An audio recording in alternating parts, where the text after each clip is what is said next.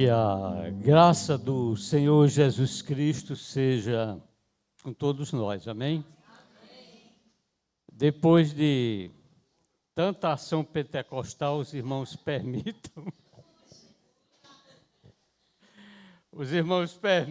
que eu expresse alguma coisa aqui nesse meu fervor. Amados, a última vez que nós falamos aqui, eu comparei. Tudo bom, Maria? Como é que vai? Esposa do pastor Edmilson, né? Eu comparei Isaías 53 com Apocalipse capítulo 1. Isaías 53, Jesus, ele é apresentado sem a dimensão de rei, de juiz, de sacerdote. Ele é apresentado por Isaías como um humano, sem beleza e sem formosura, como uma raiz sem vigor que brota de uma terra seca. E o judaísmo aguardava o Messias, não um Messias divino, mas o judaísmo, principalmente o judaísmo ortodoxo, aguarda ainda um Messias, sempre um Messias humano, na descendência de Davi, mas que resgata socialmente o povo, resgata o seu povo politicamente, traz a paz abrangente e traz a soberania. O Senhor Jesus, ele conviveu com o poder romano, canela de ferro, que é exatamente na estátua de Daniel, a dureza do Império Romano. E o Senhor Jesus, ele não trouxe, porque para o judaísmo não interessa o Messias ser milagroso, ressuscitar mortos, curar enfermos, expulsar espíritos, demônios. O que interessa para o judaísmo é um descendente de Davi que traga paz, segurança, libertação e supremacia para o povo judaico. E o Senhor Jesus, ele foi crucificado, morreu, ressuscitou, glorificado. E 60 anos depois, praticamente, o Império Romano continuava a destruir o templo, sacrificando cristãos. E os cristãos que creram no Senhor Jesus Cristo, o aceitaram como Salvador e esperava que ele viesse rápido para libertar, eles estavam presos, uns sacrificados, outros jogados aos leões. E assim, quando o Senhor dá uma revelação a João, porque o Apocalipse, às vezes a gente tem medo de ler o Apocalipse, né? Eu conheço pessoas que tinham medo de ler o Apocalipse. Eu comecei a ler, eu não vou dizer quem é não, mas eu comecei a ler o Apocalipse e perdeu o medo, né, com essa pessoa, minha esposa. Então, mas o Apocalipse é conforto. O Apocalipse, ele é resgate de vida. Ele traz uma paz que nenhum império que já passou, que está por aí, traz para ninguém. E João, ele recebe de Deus, por intermédio do anjo, ele recebe a revelação do Apocalipse, nós vamos falar hoje. Vou ler com os irmãos o capítulo 5. Mas eu quero apenas rapidamente lembrar o que nós falamos da última vez, que o nascimento de Jesus, quando ele nasce, se cumpre aproximadamente 300 profecias foram cumpridas em Jesus. Só nas últimas 24 horas de vida dele, a cada hora ele cumpria uma profecia. Então, foram cumpridas, nas últimas 24 horas de vida de Jesus, foram cumpridas de 25 a 30 profecias. E foi feito um estudo técnico, matemático, probabilístico, acadêmico. Das 300 profecias, escolheram apenas 8. E calcularam a probabilidade dessas 8 profecias se cumprirem aleatoriamente numa pessoa qualquer. E o resultado foi um número de 10 elevado a 17. O que é que isso significa? Se pegarmos o estado do Texas ou o país França, que tem mais ou menos a mesma área, e enchermos toda a superfície de moedas de R$1, com uma altura de 50 centímetros de altura, e dessa grande quantidade de moedas, separarmos uma moeda e pegarmos uma pessoa, vendarmos os olhos, vá lá no Texas e escolha a moeda que foi marcada. E a pessoa, na primeira tentativa, puxar essa moeda, é a probabilidade de 8 profecias, das 300 que foram cumpridas em Jesus, é a probabilidade de se cumprir aleatoriamente numa pessoa qualquer. Então, partindo disso, né, o livro não tem, esse estudo não tem o interesse de mostrar que Jesus é Deus como ele é, mas se chegou a essa conclusão. Então, nós cremos nesse Deus que foi cantado, lido, pregado, esse Deus que se humanizou, que conhece as nossas fragilidades humanas. E João, quando ele está preso sob o jugo do Império Romano, João ele vê não aquele Jesus sofrido lá de Isaías, mas João vê o segundo retrato bíblico de Cristo. Ele vê ele glorificado, ele vê Jesus rei e sacerdote, porque em si Jesus encerra o que era o sacerdote, sumo sacerdote no judaísmo, e que era, digamos, o rei Davi, que eram pessoas distintas. Então, Jesus, ele é, ao mesmo tempo, Deus, e João vê ele como rei e sacerdote no capítulo 1 de Apocalipse. Então, nós vamos dar uma lida, convido você a abrir a sua Bíblia e lermos aqui o capítulo 5 do Apocalipse, revelações que João recebeu. É exatamente o que nós estamos estudando com os adolescentes. Talvez seja uma agressão, né, que a gente esteja fazendo,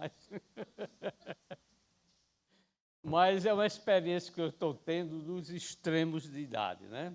O pessoal 11, 10, 12 anos e eu passando dos 77. Então, estou fazendo esse laboratório, né, para ver o que é que acontece, né? Esse capítulo 5, eu gosto de chamar ele de Conselho da Igreja de Cristo. Mas não é o que vai acontecer em Martins, não. É o Conselho Cósmico da Igreja de Cristo. Nesse capítulo 5, está havendo um conselho de Deus, uma reunião no céu, porque no capítulo 3, no capítulo anterior, no capítulo 4, João descreve o trono de Deus. O capítulo 3 fala sobre as igrejas, o capítulo 4 sobre a visão do trono de Deus, e o capítulo 5 sobre a visão do livro selado com 7 selos e do Cordeiro. Então, essa reunião geral tinha seres espirituais, seres angelicais, e tinha uma representação humana. A representação humana, os estudiosos concluem que estava representado pelos anciãos. Então, o ser humano, nessa reunião geral, cósmica, o universo todo aqui reunido, seres espirituais e seres humanos. Os seres humanos representados por 24 anciãos, eternidade. A questão do ancião tem um símbolo de eternidade, porque representa os 12 patriarcas do Velho Testamento e os 12 apóstolos do Novo Testamento. Então, representa esses seres humanos, representando todos os salvos do Velho e do Novo Testamento. E tinha também os anjos, né? Anjos, os arcanjos. E a Bíblia fala num arcanjo, Miguel, que tem uma relação muito próxima com o povo Israel. A tradição judaica, além de Miguel, fala em Gabriel como arcanjo, mas a Bíblia só fala em Miguel, não fala quando chega em Gabriel, fala em anjo.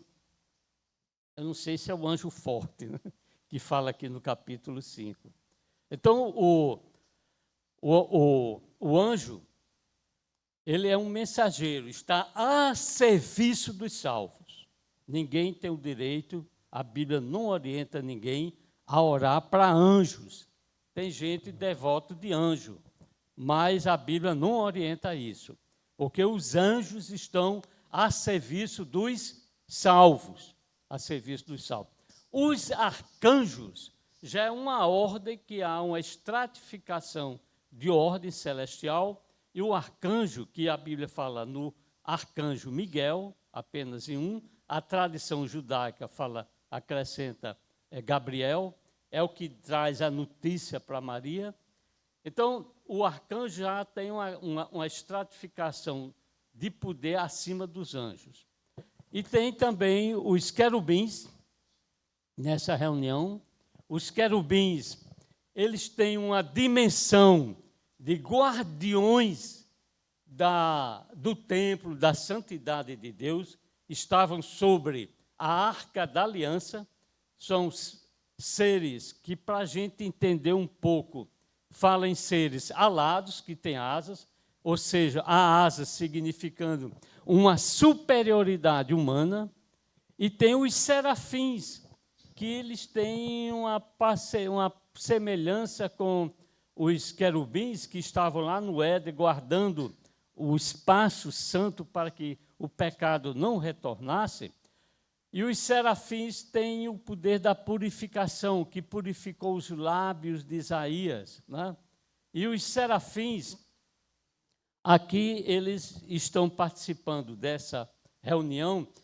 Então, tem humanos, os anciãos, tem os anjos, o arcanjo Miguel, tem os querubins, são guardiões da santidade, como guardava o espaço sagrado, Santo dos Santos, onde estava a Arca da Aliança. E tem os serafins, que têm uma relação parecidos com os querubins, mas são voltados mais para a purificação, o louvor e a eternidade do louvor a Deus.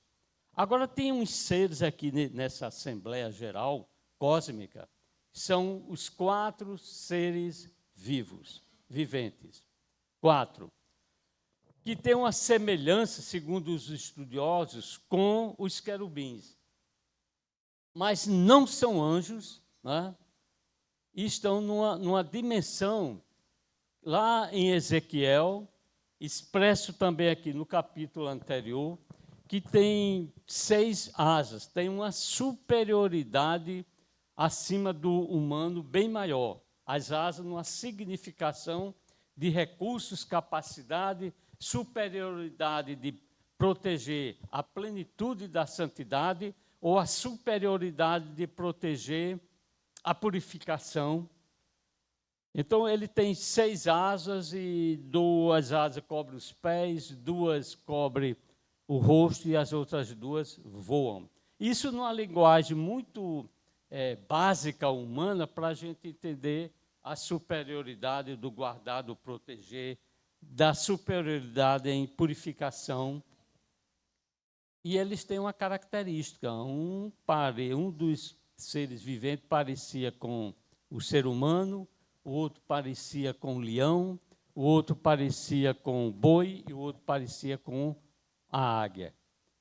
Então, isso tem uma profunda relação com o Evangelho, que é pregado a todas as nações, esse Evangelho que nós cremos no Senhor Jesus Cristo e temos como uma mensagem única e exclusiva de resgate, porque o Evangelho de Mateus ele é associado ao leão, que foi um evangelho dirigido ao povo judeu. O Evangelho de Marcos é um evangelho que foi dirigido aos romanos e tem uma dimensão do boi. O Evangelho de Lucas ele tem um direcionamento mais dentro da intelectualidade de Lucas, no estilo fino grego de falar para os gregos. E João, o grego é exatamente a representar a águia em si, e João ele escreveu numa linguagem universal para o homem. Então, o Evangelho de João é uma interligação com o humano, o Evangelho de Lucas, uma interligação com a águia, o Evangelho de Marcos, uma interligação com o boi, e o Evangelho de Mateus, uma interligação com o leão. Dos animais selvagens, o leão é o mais nobre. Dos animais domésticos, o boi, ele é nobre, talvez o mais nobre, é o mais nobre. Das aves, a mais nobre é a águia. E de toda a criação, quem é o mais nobre? Moçoroense aqui, né? O ser humano. Então, esses 4 seres viventes, ele tem uma dimensão que representa toda a criatividade, toda a criação de Deus. Então, nessa Assembleia Geral Cósmica de Deus, essa reunião, nós temos o humano, os seres celestiais, querubins, serafins, né?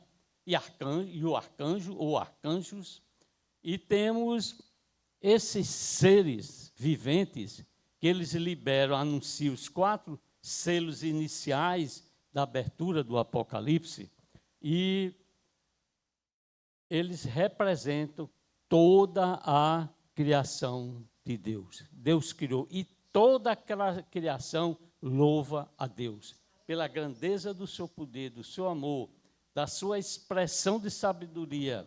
E Paulo aos Romanos, ele diz que a natureza, todo o universo, geme e aguarda com expectativa a vinda do Senhor para uma plena restauração em Cristo Jesus. Ou seja, o pecado, ele afetou todo o universo, contaminou todo o universo. E na vinda do Senhor, todo o universo será restaurado. Vamos ler. Vi na mão direita daquele que estava assentado no trono, versículo 1 do capítulo 5, Apocalipse, um livro, escrito por dentro, por fora, todo selado com 7 selos. Esse livro se entende que é exatamente a revelação que Deus traz para a finalização de todas as coisas, o projeto final da redenção de Deus, porque Deus tem um controle da história. Deus tem um controle de todos os acontecimentos no universo. Vi também um anjo forte, que proclamava com grande voz: quem é digno de abrir o livro e de lhe desatar os selos? Então esse anjo olha para todo o universo, superior, médio, inferior, olha para toda aquela multidão de anjos, de arcanjos, de querubins, serafins e seres viventes, olha para os humanos, e ninguém estava capacitado para abrir o livro e liberar a finalização da restauração de todas as coisas. Ninguém estava em condição. O versículo 4, e João e eu chorava muito, porque ninguém foi achado digno de abrir o livro, nem mesmo de olhar para ele. Então, é tão santo, né? O trono de Deus, a expressão da santidade de Deus, a universalidade criada por Deus de anjos, de arcanjos, de querubins, serafins, tudo estava ali, todos os poderes cósmicos da criação de Deus estavam ali, e João olhou, ninguém tinha capacidade de receber de Deus autorização para iniciar o processo de finalização, de restauração de todas as coisas. Ninguém. E João chorava. E o versículo 5, todavia, um dos anciãos, aquele que tinha a experiência de Isaías 53, aquele que sabia que o Cristo que nasceu da Virgem Maria é o Cristo da redenção, aquele que creu na mensagem do Evangelho, que morreu e ressuscitou numa dimensão de glória. Todavia, um dos anciãos me disse, não chores, né? Não chores. Eis que o leão da tribo de Judá, a raiz de Davi, venceu para abrir os seus 7 selos. Aí o versículo 8. Então vi, aí João ficou, né, na sua mente, aí ele procura ver quem é, procurar o leão. Então vi no meio do trono um dos 4 seres viventes, e entre os anciãos de pé um cordeiro. Veja, quando você lê o Apocalipse, quando fala em seres viventes, há um sincronismo entre o ser vivente e o humano. Quando o ser vivente faz alguma atividade, o humano também faz. Então, há uma correspondência entre o humano e o ser vivente. Há um sincronismo. Ou seja, o Evangelho, ele é quem movimenta a humanidade. Não é o Império Babilônico, não foi o Império Babilônico, Medo, Persa, grego, romano, algum poder que tem por aí, não é isso. Quem movimenta o universo é o Evangelho do Senhor Jesus Cristo. Unicamente. Então, eu vi no meio do trono e dos 4 seres viventes, e entre os anciãos de pé um cordeiro. Então, o cordeiro é muito diferente do leão.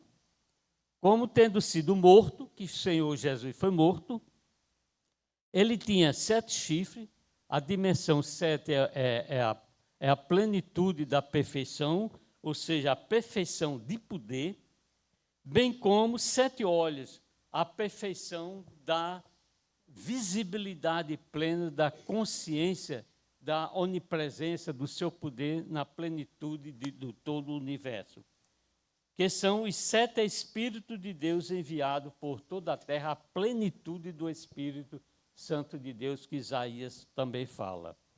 E o versículo 7. Veio, pois,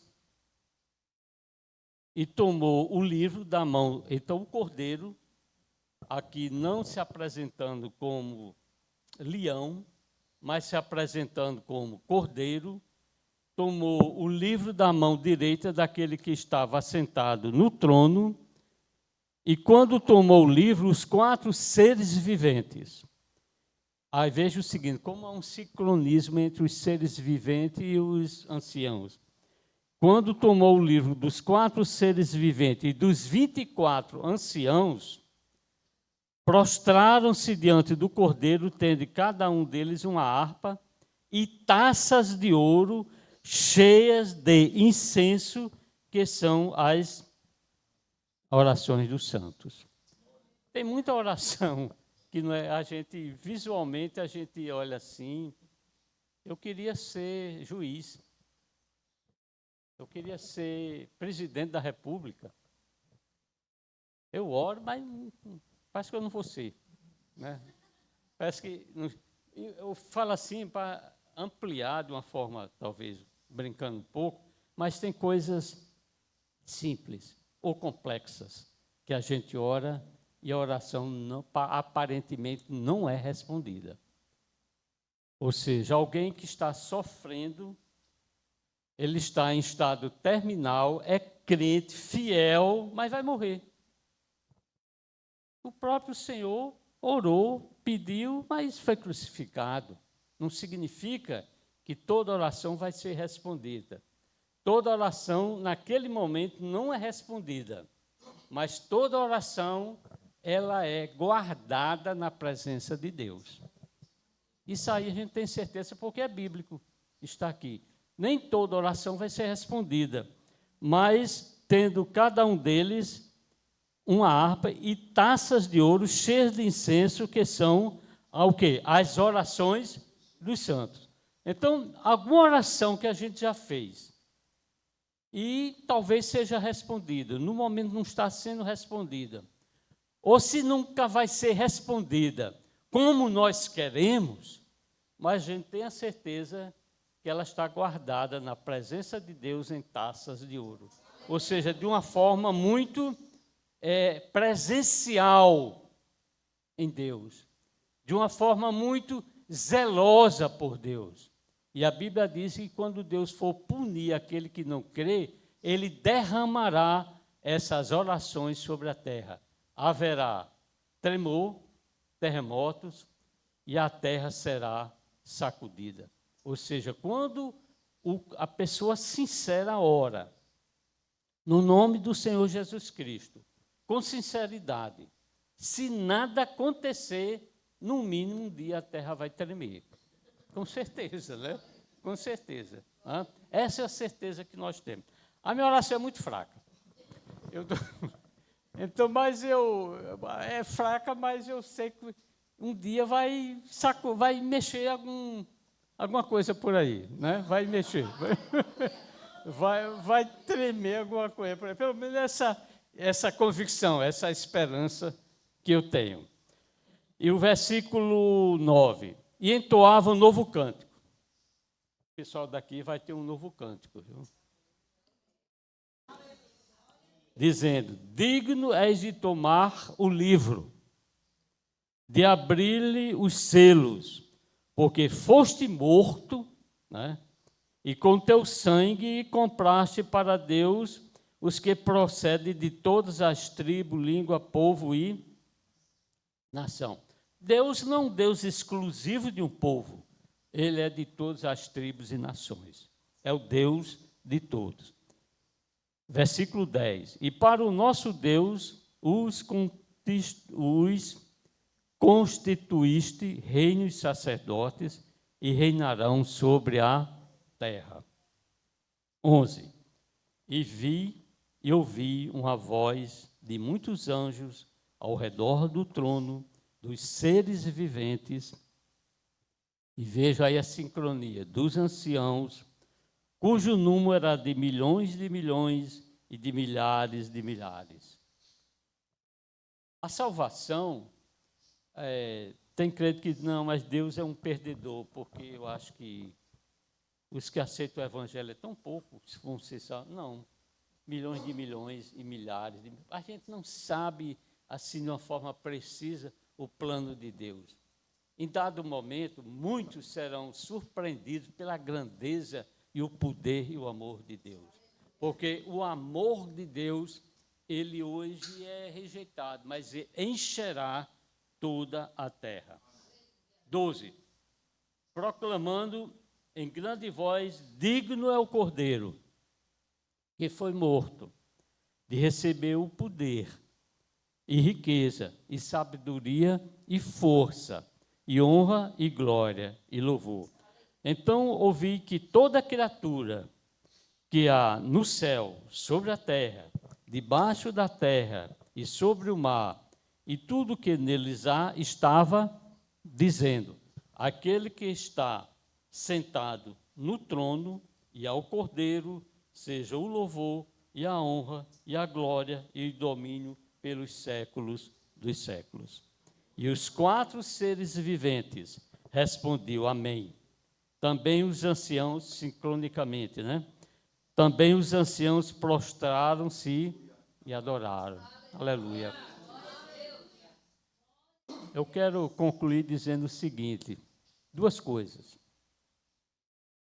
Que Deus nos dê a graça em Cristo Jesus, na unidade do Espírito Santo, de chorarmos, como Daniel chorou, pela limitação humana. Não somos nada. Não temos capacidade nenhuma de fazer nada. O que resta é a gente chorar, chorar e chorar. Outro detalhe é que muita coisa a gente tem que vencer na vida. Obstáculos, objetivos, profissão, ministérios, objetividade, desenvolvimento ministerial, muita coisa que nós temos objetivo de alcançar. Nós queremos alcançar com a força do leão ou o sacrifício do cordeiro? Porque é o sacrifício do cordeiro único capaz no universo de superar e vencer todas as coisas. Amém? Que o Senhor sempre nos dê essa consciência da plena dependência humana de Deus. E o Senhor sempre nos dê a consciência de vivermos a dimensão do sacrifício, vencermos os obstáculos pelo sacrifício do Cordeiro e não querermos vencer pela força. Não quero nem dizer do leão em si, mas quero dizer da força do humano. Amém? Na graça de Deus, como eu digo lá para Martim, na graça de Deus, o nosso abraço.